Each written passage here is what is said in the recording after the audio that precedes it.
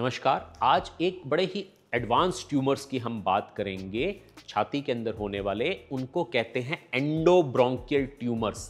Carcinoid, म्यूकोएपिडर्मॉइड tumour, कई प्रकार के बिनाइन ट्यूमर्स जैसे हमाटोमा वगैरह, इनको कहते हैं एंडोब्रोंकियल ट्यूमर्स। मैं डॉक्टर हर्षवर्धन पुरी, मैं एक सीनियर कंसल्टेंट थोरेसिक और लंग ट्रांसप्लांट सर्जन हूं मेदांता द मेडिसिटी गुरुग्राम में। तो ये एंडोब्रोंकियल ट्यूमर्स होते क्या हैं? जो ये श्वास नली हमारी मेन है ट्रेकिया, ये आगे ब्रोंकस में डिवाइड करती है। Left bronchus, right bronchus, left upper lobe, left lower lobe, right upper lobe, right middle lobe, right lower lobe, ये सारे जो ब्रोंकस होते हैं इनमें ये आगे श्वास नलिकाएं डिवाइड करती हैं। तो इनमें होने वाले छोटे छोटे ट्यूमर, छोटे जैसे पीनट जितना ट्यूमर, अंगूर के दाने जितना ट्यूमर, या छोटे छोटे बिल्कुल अनार के दाने जितना ट्यूमर जब हो जाते हैं इन नलिकाओं में, उनको कहते हैं एंडोब्रोंकियल ट्यूमर।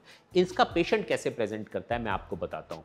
तो जिस श्वास नलिका में ये ट्यूमर होता है उसके नीचे का फेफड़ा बंद हो जाता है। अब उसमें से कई बार ब्लीडिंग हो जाती है, कई बार इन्फेक्शंस हो जाते हैं, कभी कभी श्वास की प्रॉब्लम हो जाती है, श्वास लेने में तकलीफ होती है, भारीपन होता है, ब्रेथलेसनेस, कई प्रकार से ये पेशेंट हमारे पास प्रेजेंट करते हैं।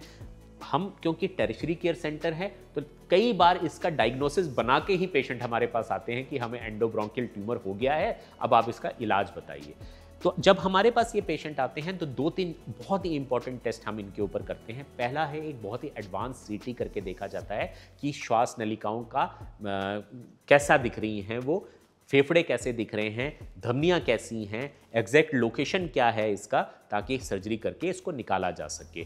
दूसरा बहुत ही इंपॉर्टेंट टेस्ट है ब्रोंकोस्कोपी। ब्रोंकोस्कोपी करके हम इसको पूरा अंदर जाके देखते हैं, जिस श्वास नलिका में ये अराइज हो रहे होते हैं उसको देखते हैं और वहाँ से बायोप्सी भी लेने की कोशिश करते हैं। और 90% केसेस में हम आराम से वहाँ से बायोप्सी ले पाते हैं ताकि हम इसका प्रॉपर आगे इलाज कर सकें।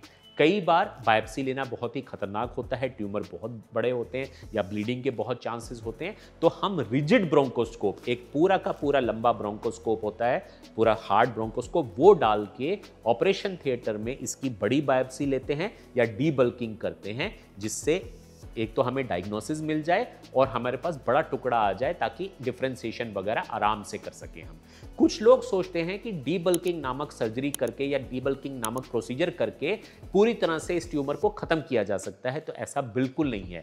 डीबल्किंग सिर्फ टेम्परेरी इलाज है इसका जो प्रॉपर इलाज है वो सिर्फ सर्जरी से ही किया जा सकता है। क्योंकि आप सोचिए कि डीबल्किंग से 80-90% अगर ट्यूमर निकल गया तो कम से कम 10 से 20% तो वहीं रह जाएगा और वो आहिस्ता आहिस्ता ग्रो करेगा और पेशेंट्स को बहुत ज़्यादा प्रॉब्लम होनी शुरू हो जाएगी।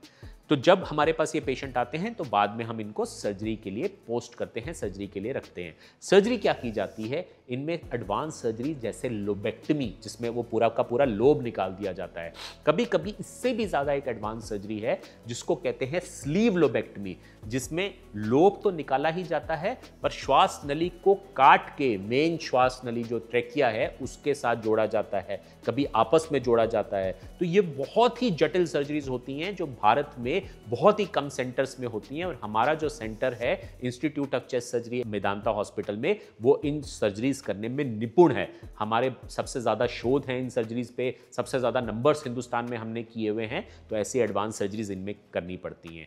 इतनी एडवांस सर्जरी होने के कारण इन पेशेंट्स में ये ट्यूमर्स जो हैं बिल्कुल ख़त्म हो जाते हैं, रिकरेंस रेट बिल्कुल ऑलमोस्ट 0 के बराबर होता है और ये पेशेंट बिल्कुल अब ठीक होकर अपनी दिनचर्या में वापस चले जाते हैं। तो आज हमने देखा कि एंडोब्रोंकियल ट्यूमर्स क्या होते हैं, इनकी टेस्टिंग कैसे की जाती है, एडवांस सर्जरी मेदांता में कैसे करके इनको बिल्कुल ठीक किया जाता है।